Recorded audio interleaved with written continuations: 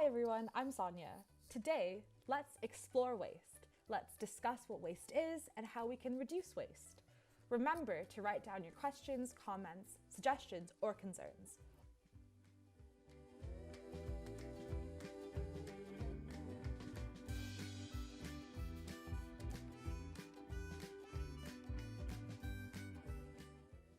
People produce a lot of waste. But what exactly is this waste that we are producing? Well, in this case, waste is anything that we get rid of or put in the rubbish or recycling bin. While we try to recycle 45% of the waste we produce at home in the UK, most waste gets burnt or ends up in landfills, which are areas where waste is dumped. Can you think of something you might throw away? We may throw away newspapers or plastic bottles, perhaps even tin cans, leftover food, cuttings and weeds from the garden. We may throw away old tea towels or even some pillows. We may throw away batteries and computers. Did you know that the average household in the UK produces more than a ton of waste every year? Altogether, this comes to a total of 31 million tons per year. But what does that look like? Well, that's the weight of 3.5 million double-decker buses, a queue of which would go around the planet Earth 2.5 times. Imagine that. Too much waste is bad for people and the planet, but we'll get to that later. First, let's explore different kinds of waste.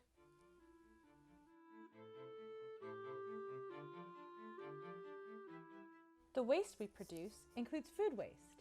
So think of that loaf of bread that got moldy in the bread bin, which had to be thrown away, or those bananas that got too brown and mushy, or even our leftovers that we just didn't want to eat anymore. In the UK, we produced 9.5 million tons of food waste in 2018. That's more than the weight of 2 million elephants. I don't know about you, but it's really hard for me to imagine that many elephants. But that's how much food waste we produce in just 1 year. Here's another way to think about food waste. Altogether, homes in the UK waste 3.1 million glasses of milk every year. That's over 9,600 swimming pools filled with milk. Can you imagine that? Waste can also be plastic. So, for example, when we buy milk or a bag of spaghetti from the shop and then throw away the container or plastic wrapping, we actually dispose of so much plastic, you can find plastic waste anywhere in the world. Think of the farthest place possible. We've even seen plastic stuck in ice in the Arctic. That's so far away. What about that jumper or the shirt you're wearing right now? Have you ever thought of those items of clothing as waste? Well, in the UK, an estimated 350,000 tons of clothing go into landfills each year. We'll explore this type of waste in more detail soon.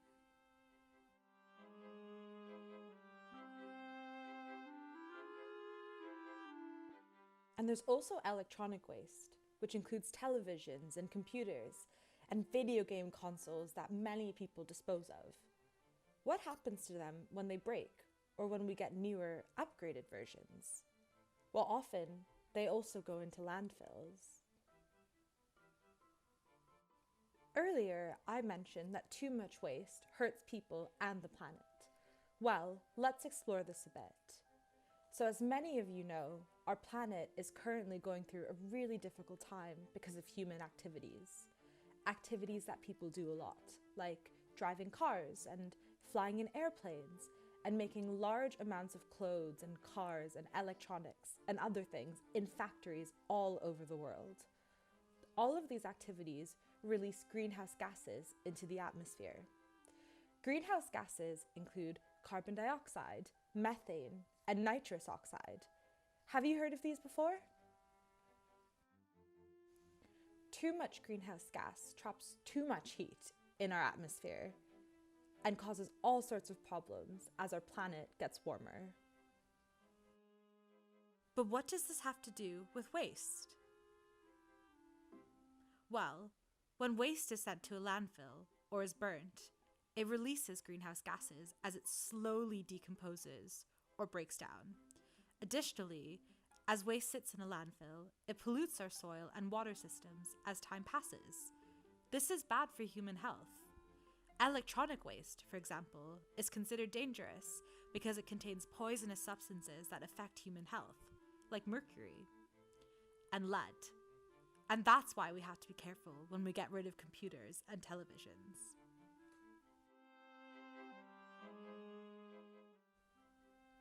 But waste isn't just bad for human health, it's also bad for animals.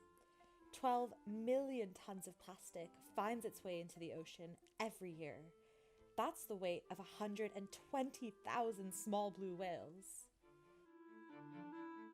Approximately 5,000 items of plastic waste have been found every 1 mile on beaches in the UK. Have you ever seen waste while going on a coastal walk? This tremendous amount of plastic pollution has been hurting fish and other marine life. Many pieces of plastic in the ocean are microplastics. This means they're tiny pieces of plastic that are sometimes hard to even see. Microplastics are so small, they're often invisible. This makes it easy for sea life to accidentally eat microplastics. A group of researchers in the UK found microplastics in every single marine animal they surveyed, including dolphins and grey seals. According to Plastic Oceans, 100% of sea turtles are known to eat plastic. Have you ever heard of the Great Pacific Garbage Patch? The Great Pacific Garbage Patch is a massive, and I'm talking massive, patch of waste in the Pacific Ocean. There are an estimated 1.6 trillion pieces of plastic in the Great Pacific Garbage Patch.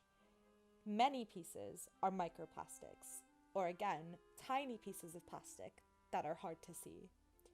One scientist, Dr. Penelope Lindeke, described the ocean as a soup of microplastics. Making plastic and electronic things, as well as producing clothes and foods, releases carbon dioxide and uses up a lot of our natural resources from our Earth, like minerals from deep underground, water from our oceans, rivers, and lakes, and fossil fuels like oil and gas. When we waste food or plastic, we are, in a way, wasting all the resources it took to produce our burger or the packaging of our spaghetti, as well as all the greenhouse gases released during making and producing the food and the packaging.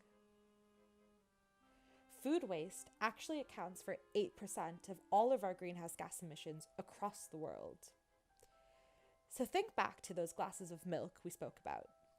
Producing 3.1 million glasses of milk uses 360 billion litres of water. That's 12 million swimming pools of water wasted when all of us across the UK throw away our milk.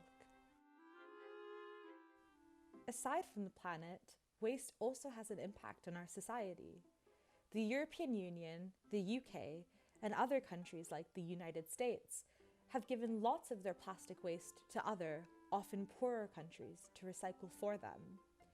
These countries have accepted this plastic waste because they get money to do so, but often the waste they receive cannot actually be recycled, so instead it gets burnt or it stays in landfills.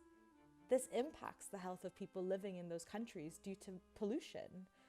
This means some people are creating lots of plastic waste that will impact the health of those who aren't responsible for the waste. That doesn't seem that fair to me.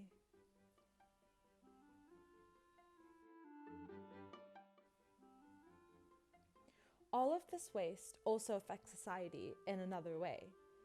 Can you guess what that is?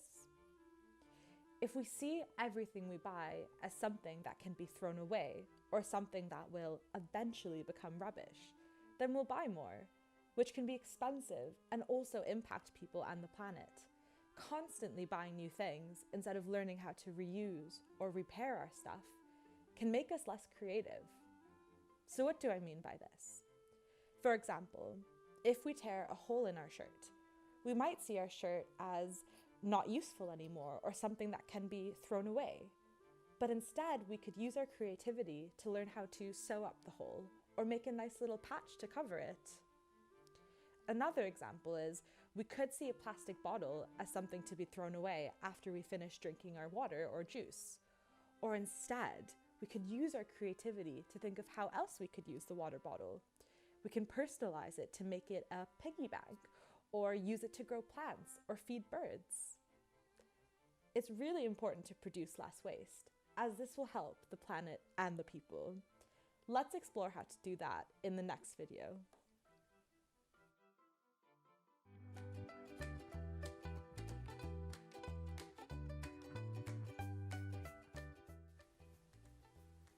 Hi everyone! Thanks for joining me to explore waste and what waste is and how waste impacts people on the planet. Now, let's talk about solutions. Let's talk about things we can do to make sure that we reduce waste and to help people around us to also reduce waste. Remember to write down your questions, comments, suggestions, or concerns. Let's get started.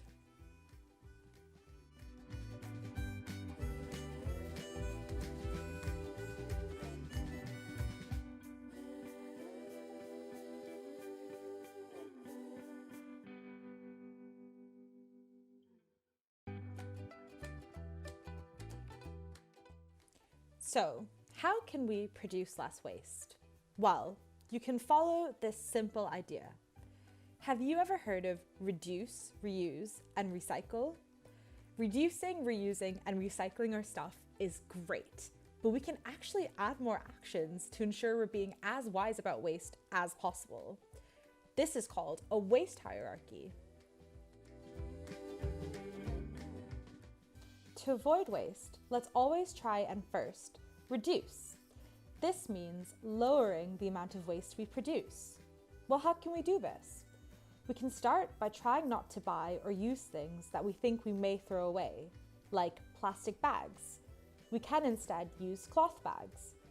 In fact, many people across the world challenge themselves to going plastic-free to reduce plastic waste.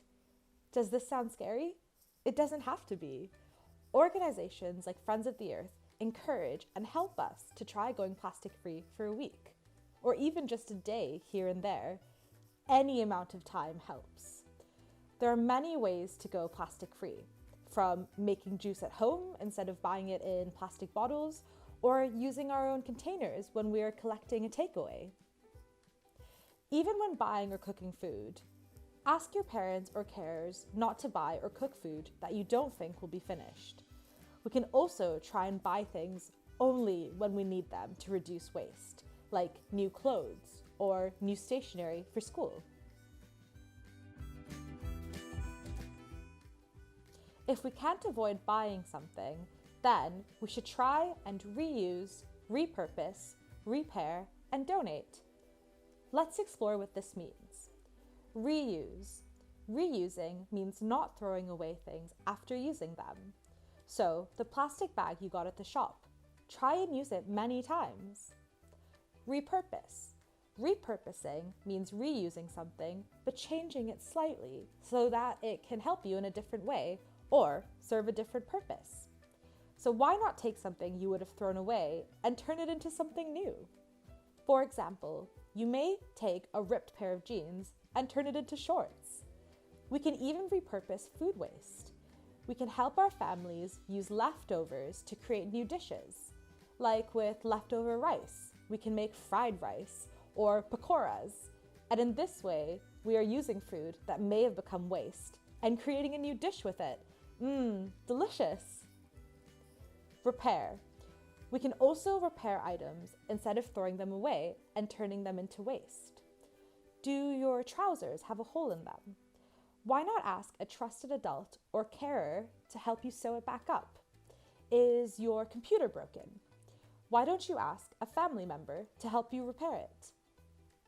And lastly, we can always donate our unwanted things if they are still working and usable. If you don't want something anymore, why not give it to other people who may be able to use it? We can donate our things to family members or to charity shops as well.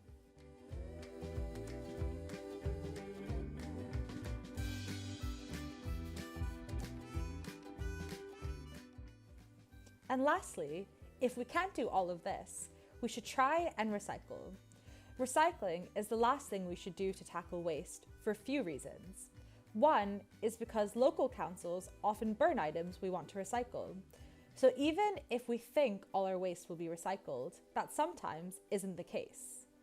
Another reason why recycling isn't the best option to reduce waste is that it takes resources and energy to recycle items. But it's still better to try and recycle things rather than to have them go into the landfill. So, if you cannot reduce, reuse, repurpose, repair, or donate, then definitely still try to recycle. It may feel overwhelming to change our habits or to ask people around us and our loved ones to change theirs. But if we try and reimagine items not as waste, but as valuable things that we can creatively remake into something useful or interesting, or reuse, repair, or donate, then slowly we can become wise about waste.